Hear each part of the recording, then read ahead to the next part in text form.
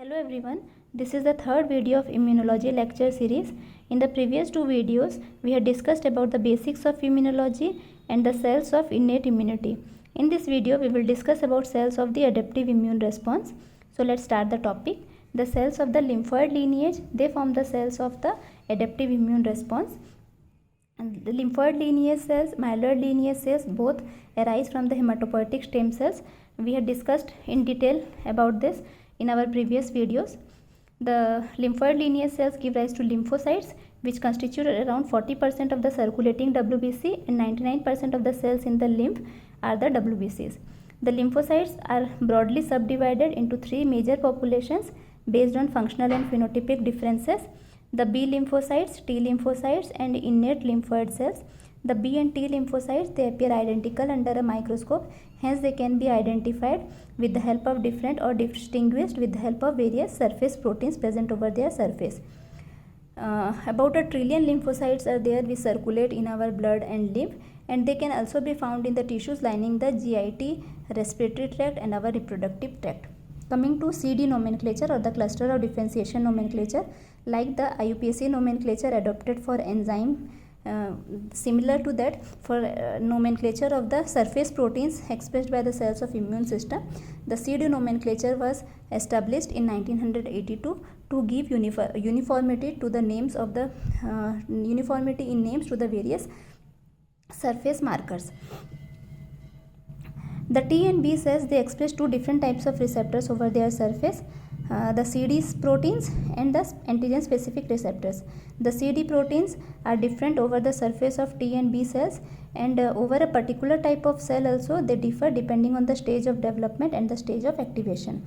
Now coming to antigen specific receptors, although the T and B cells, they express large diverse types of antigen receptors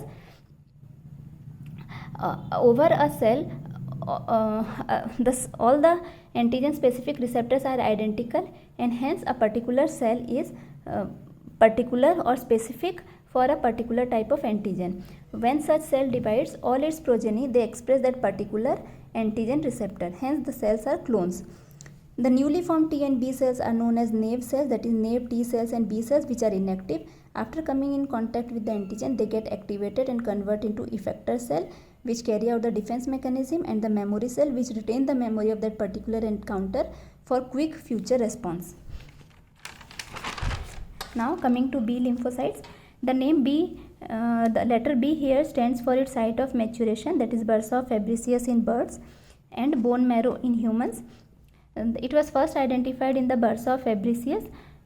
It is a small pocket-like structure near the cloaca in birds, and the name was correct for the humans because the site of maturation of B lymphocytes in human is the bone marrow.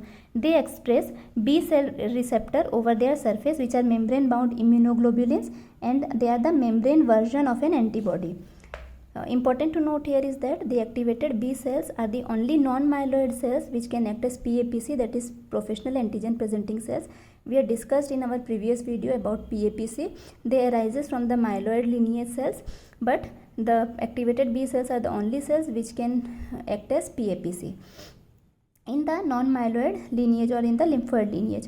So like the PAPC, they can recognize any foreign antigen, engulf them, process their proteins into peptides, and again present the activated or processed peptides over their surface, which can be recognized by the T cells.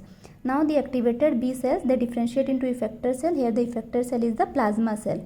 The characteristics of the plasma cell are: they lose their expression of surface immunoglobulin, highly specialized for the antibody secretion, do not divide. The half-life range from weeks to years depending on their site in circulation. The half-life may be few weeks to few years in the bone marrow. Each one plasma cell can give rise to hundreds to thousands of antibody per second. Coming to the T lymphocytes, the T cells derive their name from their site of maturation, like the B cells, that is in the thymus. The thymus and the bone marrow, these are the two primary lymphoid organs in our body. And like the B cell express B cell receptor, the T cell receptors, the T cell express the T cell receptor or the TCR. Contrary to the BCR or the B cell receptors, which can recognize soluble or particulate antigens, The T cell receptors can specifically recognize processed pieces of antigens bound to the MHC molecules. The MHC molecules are of two types, MHC class 1 and MHC class 2. MHC class 1 molecules are present on all nucleated cells, and MHC class 2 molecules are present over the surface of PAPC only. There are two types of T lymphocytes, helper T cell and cytotoxic T cell. Helper T cell express CD4 plus surface marker, cytotoxic T cell express CD8 plus surface marker. The helper T cell, it recognize antigens presented by the MHC class 2 molecule, and cytotoxic T cell, it recognize antigen presented by the MHC class 1 molecule. Usually there is a confusion in remembering this, so we can remember it by this: 4 into 2 8, 8 into 1 8 means multiplication of this should be 8 always. In healthy condition, the ratio of helper T cell and cytotoxic T cell is around 2:1, but the ratio get altered in case of different immunodeficiency diseases like HIV or autoimmune diseases or aging or inflammatory conditions. Now, binding of naive CD8 plus T cells or inactive CD8 plus T cells with the antigen presenting cell causes their activation. It converts into effector cell, which are the cytotoxic T lymphocytes, which eliminate the cells that display non-self antigens, for example virus infected cells, tumor cells. The activation of naive CD4 plus T cell give rise to various types of effector cells like Th1, that is T helper cell type 1, T helper cell type 17. The 17 indicates here it secretes interleukin 17. These two, Th1 and Th17, they are active against intracellular pathogens. Th2 and T follicular helper cells, these are active against extracellular pathogens. Other than this, another type of cells, type 2 T cells are there, that is regulatory T cell. They have the capacity to inhibit the immune response. Like the previous one, they help to upgrade the immune response, but the T regulatory cell, they inhibit the immune response. Two types are there: natural T regulatory cell and inducible T regulatory cell or induced T regulatory cells.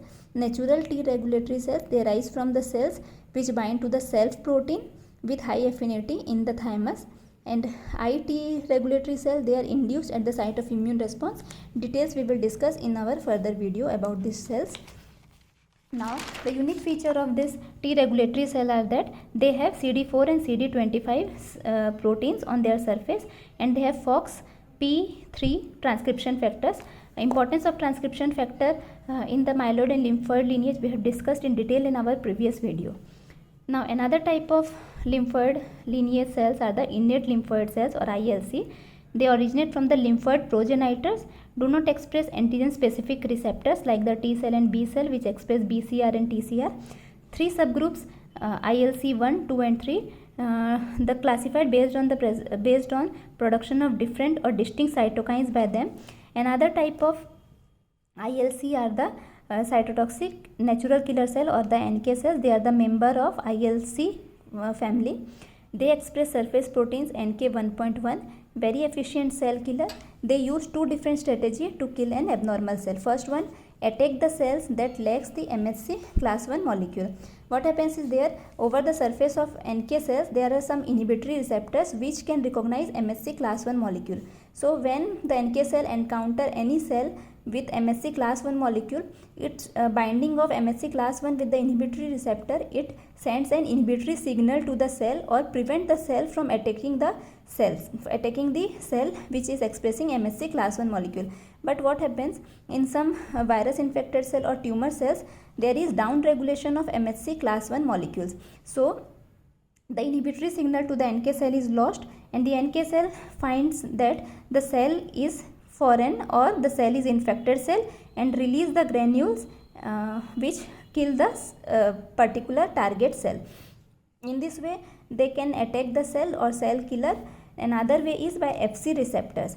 Also NK cell present on their surface Fc receptors which have the capacity to bind to a specific antibody, and when binding of the Fc receptor with the antibody, it binds to another antigen which is specific for this particular antibody, there is killing of that particular target cell.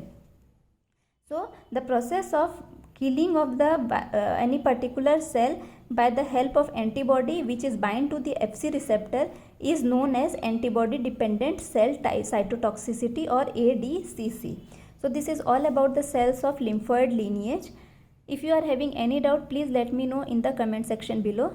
Thank you. Happy reading.